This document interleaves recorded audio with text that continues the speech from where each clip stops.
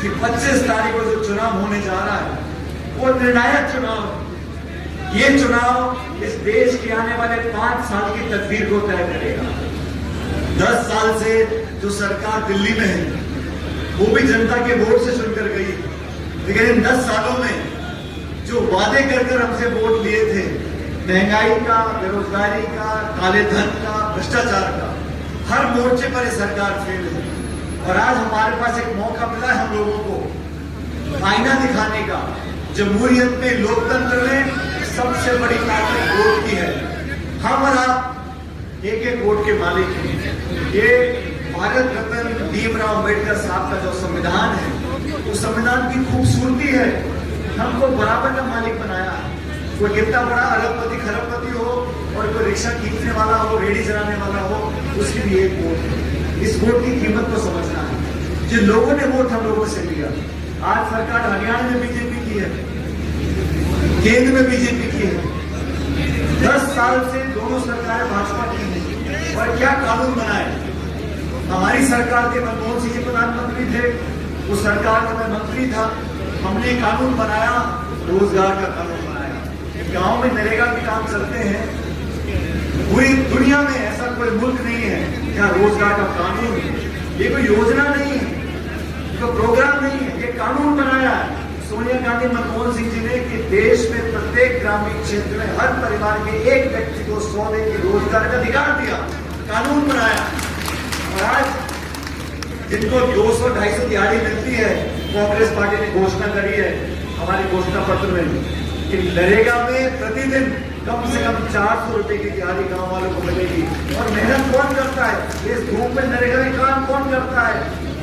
दलित, अगड़े, पिछड़े, गरीब लोग, किसान लोग, वो लोग काम करते हैं। हम लोगों ने दुनिया से, कांग्रेस पार्टी ने पहली बार ये वादा किया है साथियों, और आप सब लोग किसान वर्ग से काफी लोग आते होंगे।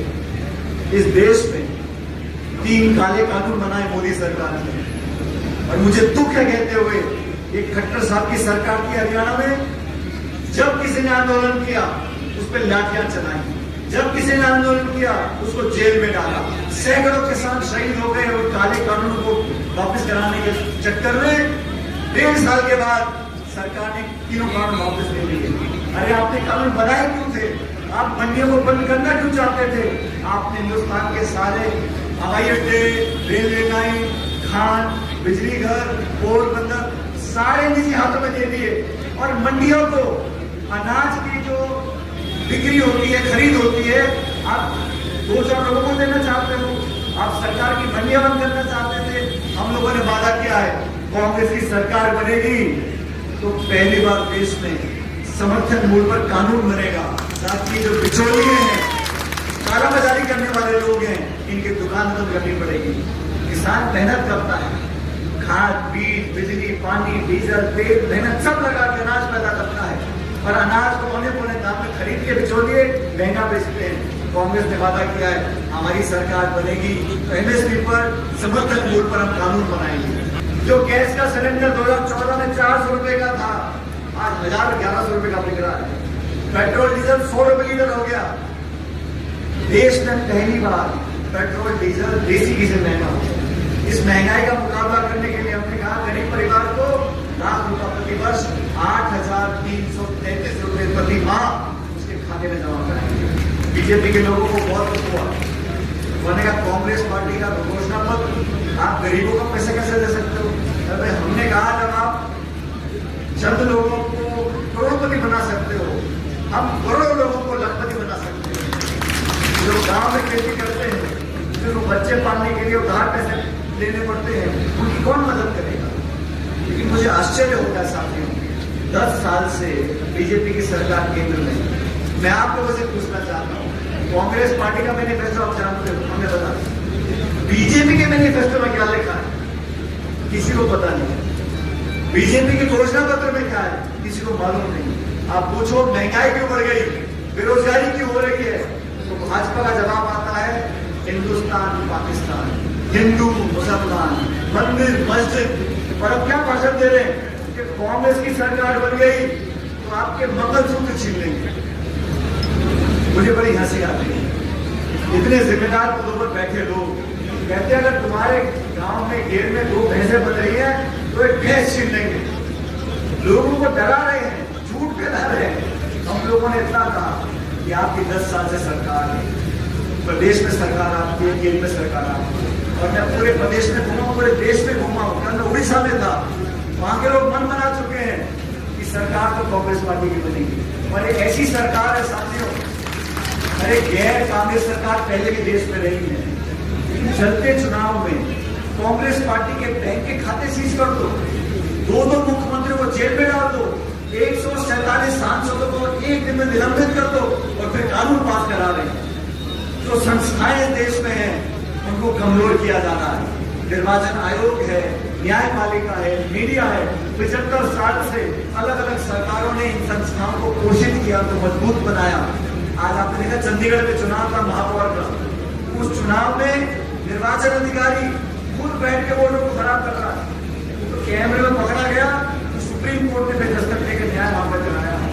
इस सरकार को बदलने का समय आ गया है। अच्छा मुझे बताओ, बार बार बीजेपी के बड़े नेता के बोलते हैं हम संविधान से छेड़छाड़ नहीं करेंगे, हम आरक्षण से छेड़छाड़ नहीं करेंगे।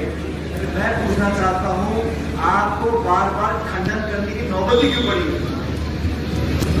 ये आवाज कांग्रेस ने नहीं उठाई, बीजेपी के जिम्मेदार लोगों ने बोला। और इसीलिए डरने के मारे भाजपा के नेता बार बार खंडन कर रहे हैं। 400 पार तो राजीव गांधी के पास थे सांसद। कभी आपने सुना राजीव गांधी जी को बोलते हुए कि मैं आरक्षण से छेड़छाड़ नहीं करूंगा, संविधान से छेड़छाड़ नहीं करूंगा? आपने कभी सुना वाजपेयी जी को बोलते हुए? वो भाजपा के प्रधानमंत्री थे कि हम छेड़छाड़ नहीं करेंगे। इनको खंडन बार बार इसलिए करना पड़ रहा है कि ये अंदर से आवाज उठ रही है।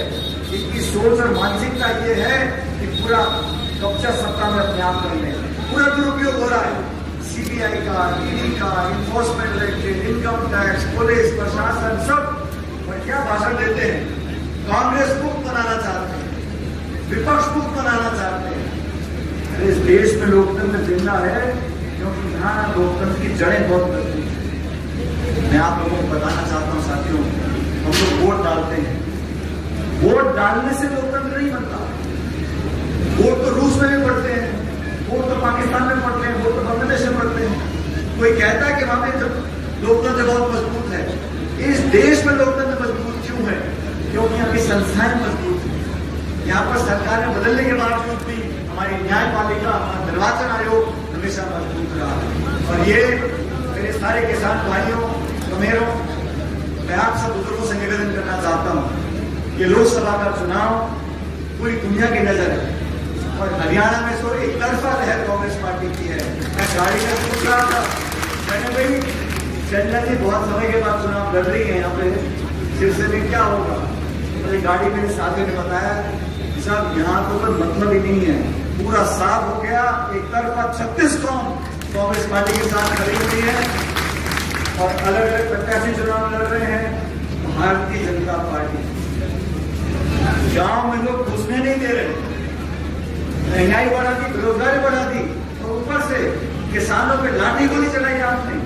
किसान आंदोलन करते थे, उनकी बात सुनने के बजाय आपने पूरी ताकत लगा के केस कर दिए, हजारों नौजवानों पे केस कर दिए। ऐसी सरकार का जाना तय है।